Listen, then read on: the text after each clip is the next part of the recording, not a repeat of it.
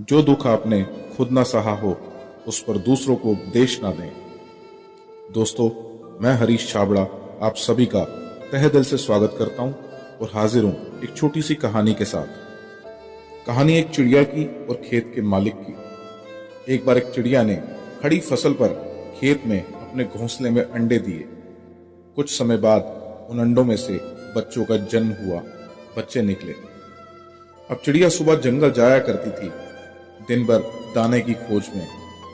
शाम को दाना इकट्ठा करके अपने बच्चों के लिए लाया करती थी।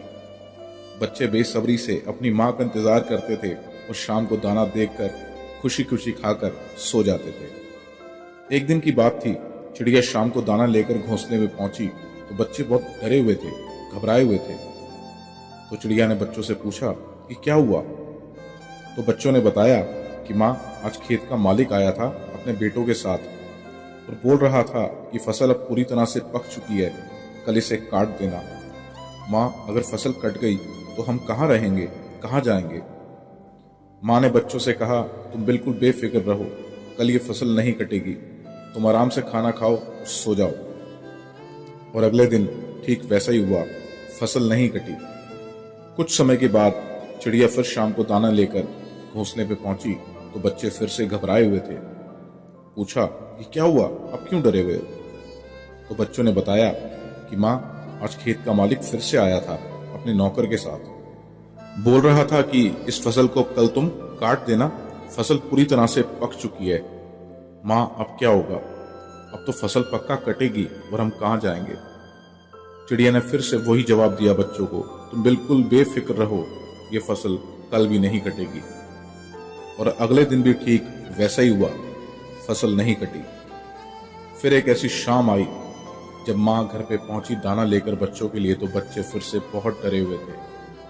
पूछा कि अब क्या हुआ, अब क्यों घबराए हुए हो। बच्चों ने बताया कि माँ, आज खेत का मालिक खुद ही आया था और बोल रहा था कि फसल अब पूरी तरह से पक चुकी है, अगर इसको अब नहीं काटा गया तो ये खराब हो जाएगी, कल मैं इसे खुद ही काट दूंगा। बच्चों की बात सुनते ही चिड़िया ने बच्चों को उस घोंसले से लिया और किसी दूसरे खेत में सुरक्षित पहुंचा दिया।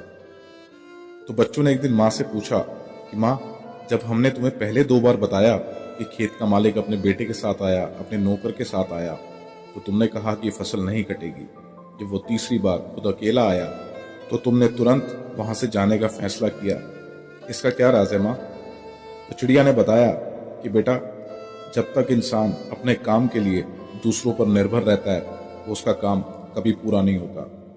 जब इंसान उस काम को करने की खुद ठान लेता है तो वो काम पूरा होता है और पूरा होकर रहता है। दोस्तों, इस छोटी सी कहानी के माध्यम से मैं आपसे ये कहना चाहता हूँ, अपने किसी भी काम को करने के लिए आप कृपया करके किसी दूसरे पर निर्भर ना रहें। यदि आप ऐसा करते हैं तो ये आपकी जिंदगी की सबसे बड़ी गलती है। और मेरी एक बात हमेशा याद रखिएगा, भाग्य उनका साथ कभी नहीं देता जो लोग दूसरों पर निर्भर होते हैं।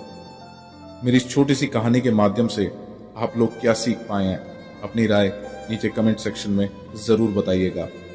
और ऐसी कहानियां मुझे इंस्टाग्राम पर भेजने के लिए आप मुझे डीएम कर सकते हैं, लिंक नीचे डिस्क्रिप्शन और बायो में मिल जाएगा आपको। मैं हरीश छाबड़ा जल्द मिलूंगा आपसे एक नई स्टोरी, एक नई सीख के साथ।